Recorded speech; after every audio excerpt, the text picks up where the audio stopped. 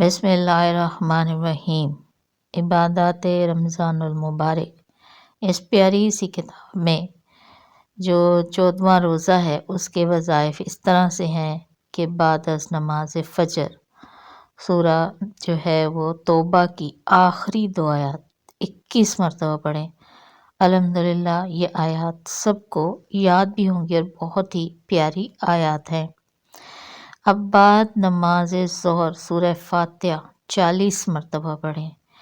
اسی طرح جو ہے بعد نماز عصر دعائے کرب و نجات، حضرت یونس علیہ السلام کی پیاری سی دعا جو ہر شخص کو آتی ہے، اور جو انہوں نے مچھلی کے پیٹ میں پڑھی تو اللہ تعالیٰ نے انہیں نجات عطا فرمائی، اور قرآن پاک میں اس دعا کو خاص مقام حاصل ہے، تو اس کو 25 مرتبہ پڑھیں، اور ویسے بھی یہ دعا پڑھتے رہنا چاہیے۔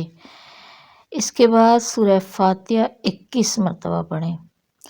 تو اب چلتے ہیں بعد از نماز مغرب پنجم کلمہ جو استغفار ہے وہ 100 مرتبہ پڑھیں۔ بہت پیارا استغفار، ہر ایک کو یاد بھی ہے یہ کلمہ، اور بہت ہی اس میں اچھے طریقے سے جو ہے وہ توبہ استغفار کی دعا ہے۔ اب بعد از نماز عشاء 20 رکعت نفل بطور شکرانہ ادا کریں۔ اب یہاں تراویح کی نماز ہوتی ہے، تو وہ تراویح کی نماز پڑھنے کے بعد آپ کچھ نفل پڑھ لیں جو شکرانے کے نفل ہوں، اور ویسے تو کہتے ہیں کہ شکرانے کا سجدہ ہوتا ہے، تو تراویح کے بعد آپ اللہ تعالیٰ کا شکر ادا کرنے کے لیے سجدہ شکر ادا کریں، اور 11 مرتبہ سورہ اخلاص پڑھ کر دعا کریں۔